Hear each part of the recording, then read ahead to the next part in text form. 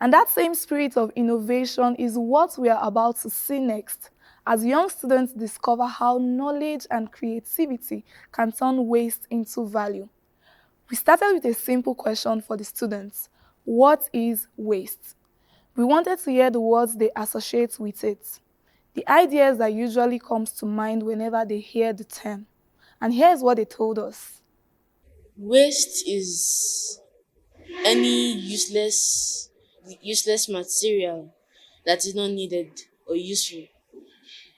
Waste are unwanted and unusable materials that we mainly throw away. But just a few hours later, those same students had a very different and very powerful message to share. Those iron spoons and forks and metal, they were useless at first, but then it was used to make art, and it teaches people how to use useless materials and turn them into useful things. For example, you have a lot of plastic bottles, and instead of throwing it away, you can reuse it by planting seeds in it. Then you can have a flower at home. I pledge to protect the earth, animals, and nature, and never throw away materials and thinking they are unuseful. I am an eco-hero. So what exactly happened in between? What approach did these instructors use to shift perspective and spark this kind of transformation? EcoLab, the Sustainability Innovation Lab under the Innov8 Hub, brought the message of environmental responsibility directly to students of Nigeria-Ghana International School Life Camp in celebration of International Environmental Education Day, proving that the journey to a greener future starts with empowering young minds. From the moment we arrived, the hall was filled with students. Their eagerness to learn was written all over their faces. Their attention, their curiosity, their quiet excitement, it felt like the atmosphere after watching a powerful environmental documentary, one that makes you reflect deeply on the future of our planet and the consequences of ignoring the climate crisis. The funny thing about recycling and upcycling is that it's very creative. For you to be able to turn waste into something of value, you have to be very creative. And I'm not saying that people in the university are not creative, but the younger generation, they have an open mind.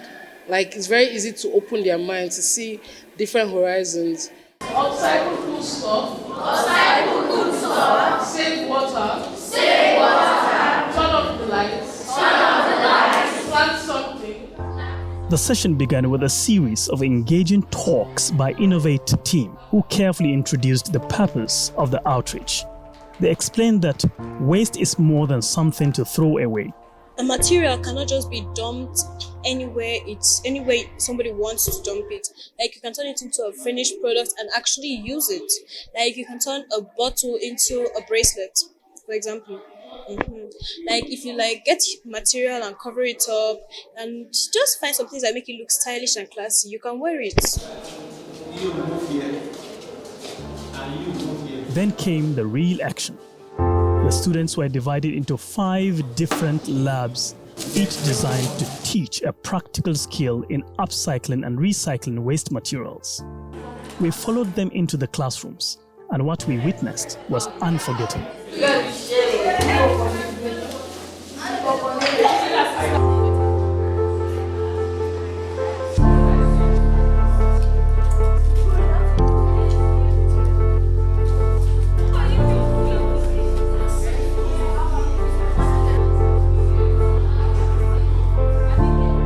At first, there was a mix of anxiety, curiosity, and surprise as instructors explained the tasks ahead. You could almost read the students' thoughts just by watching their faces. Excitement mixed with uncertainty, questions forming even before hands went up. Examining materials that many would normally throw away: plastic bottles, papers, fabric scrap, wood pieces, and more. As we can see, people buy plastic bottles and trash it. But there's other uses for plastic bottles, as for example, handband. Instead of buying, you can create your own at home and put it on your hand. It is more eco-friendly to our environment. This is the first of its kind. This is the first initiative, the first of its kind, coming out from Innov8. We don't really go to schools this is the very first. And we decided that this year we want to bring it to the society instead of society coming to us. And it was just a random pick. It wasn't a photo, but the way they were receptive to us, they were very eager, they were happy to collaborate. So it's about the can-do spirit of Nigerians at the end of the day. If you see how beneficial this thing is to you, you would want to key in. And because we're more than willing to give ourselves to you, I mean, it just takes an email. The moment they began walking, everything changed. The atmosphere shifted. Smiles appeared, focus sharpened, the room filled with energy and anticipation. It was hard to wonder what kind of magic the instructors had used. In reality, it wasn't magic at all. It was the power of hands-on learning, creativity, and the simple opportunity to try something new. About the weaving, I learned it today. How to weave, connect together, but I already have a sense of how to do it in my head. But before she told me, I was like, am I supposed to do it like this? She was not like, yes, it's correct. So she didn't really have to show me much. I mostly did it. I already knew how to do it already. So it's not something new to me. I know how to do it already. What started as a lesson about waste quickly became a lesson in innovation, confidence, and possibility. Our group contemplated, and then we thought of this. We thought of the heart hands and then the colorful conception. I'll allow my friend Miriam to continue. So we didn't want the hands to be normal like everyone else. We wanted it to be unique and have our own touch. And then we decided to allow it to have a colorful feel, so it won't be just regular colors, regular everyday colors.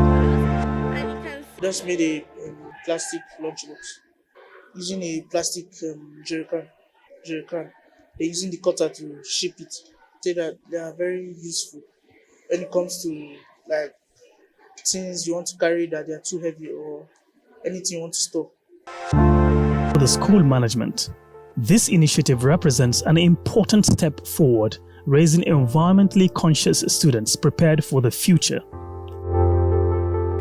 Yes, teachers do their best by ensuring that they chip in elements of having a good environment in each of their lessons, even before and during and after their lessons. But I would say curriculum planners should definitely create a proper subject that will enable proper knowledge of environmental sustainability. And for others watching and wondering how to be part of such impact, Innov8 has a message of its own. So the plan is to take this initiative to different schools in Abuja for a start, before it starts going national. And eventually we'll come to a point where we'll have competitions based on environmental sustainability, which is a key goal because the whole world at large is focused on environmental sustainability. How do we make the world a better place for humans to live in? And Nigeria, as though we're catching up, we're trying to catch up because the world has gone far. Maybe we're just a few steps back, but I mean, with this initiative, we can catch up with the rest of the world and hopefully join the leads in talking about environmental sustainability. Splendor, after everything we have seen today, I keep thinking about a series I recently watched, The War Between the Land and the Sea. We do not know you. Well, I am Ambassador Sir Jonathan Hines. You are not known to us. We would speak with him. That's BBC and Disney sci-fi drama, right? On the surface, it's about a conflict between humans and an ancient ocean species, but underneath, it delivers a serious message about pollution and environmental neglect. Exactly. The story imagines the ocean pushing back, demanding accountability for years of waste dumping and damage by human activity. And what makes it powerful is how it reminds us that waste doesn't disappear. It ends up in rivers, in oceans, and eventually impacts ecosystems and us. That's likely why global media giants like the BBC and Disney invest in stories like this.